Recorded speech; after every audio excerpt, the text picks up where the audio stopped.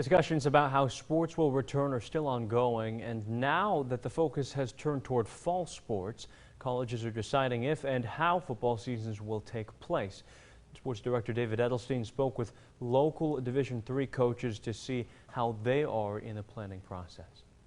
College football is planning a return, but having a season depends on having students back on campus. It's so hard to imagine institutions saying, hey, it's not safe to have our students back on campus, but we'll bring the athletes. Hamilton College football head coach David Murray says if all goes well, training camps will start in August. He says a lot depends on if Division III schools have to follow the same NCAA training guidelines as D1 schools.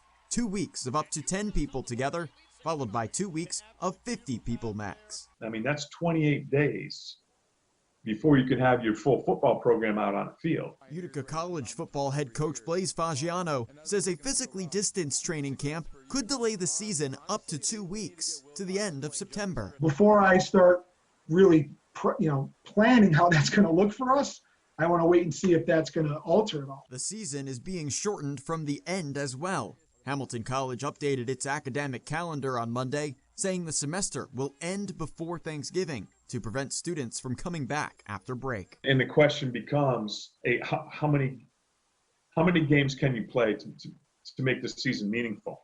Our guys would love to play 5 games as opposed to not playing any at all. Fagiano says a shortened season could force untraditional playoffs.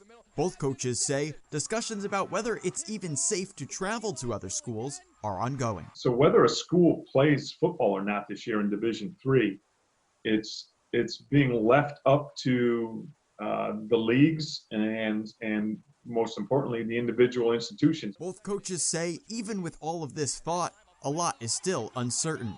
They say an official decision about whether football will be played will be made toward the end of July. Reporting, David Edelstein, Eyewitness Sports. And Fagiano says that he's already been talking with nearby teams that Utica College is not scheduled to play about the possibility of playing games against each other if traveling to farther schools is not allowed. He says that he has a meeting with the American Football Coaches Association on Friday morning and is expecting more details then. Hartwick College athletics officials say they don't want to comment yet until they finalize a plan.